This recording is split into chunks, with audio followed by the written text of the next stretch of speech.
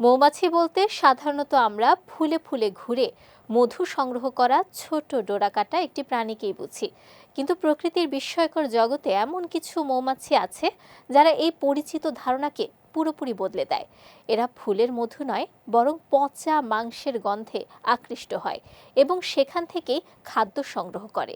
এ ধরনের মৌমাছিকে বলা হয় ভালচার বি বা শকুন মৌমাছি।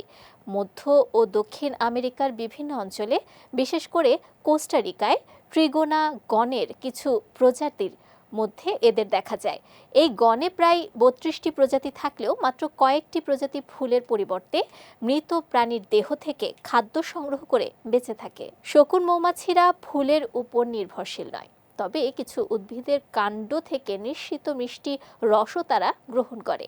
তাদের প্রধান খাদ্য হলো পচে যাওয়া প্রাণীর মাংস।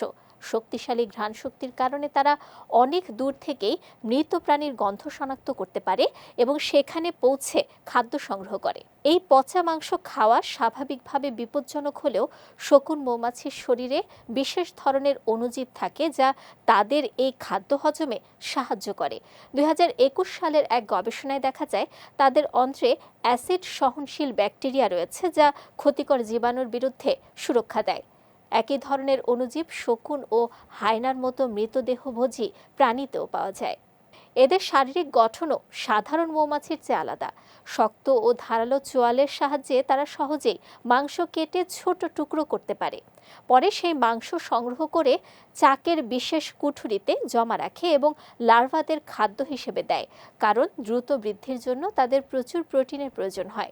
অদ্ভুত হলেও সত্য, সাধারণ মৌমাছির মতো তাদের পায়েও পরাগ বহনের ঝুড়ি থাকে, কিন্তু শকুন মৌমাছিরা সেই অংশ ব্যবহার করে মাংস বহনের জন্য। প্রকৃতির এই ব্যতিক্রমী অভিযোজন প্রমাণ করে বেঁচে থাকার জন্য প্রাণীরা কতটা ভিন্ন পথে নিজেদের মানিয়ে নিতে পারে। ফুলের পরিবর্তে পচা মাংস থেকে খাদ্য সংগ্রহ করেও তারা জীবনচক্র বজায় রাখে এবং মধু তৈরির মতো কাজও সম্পন্ন করে।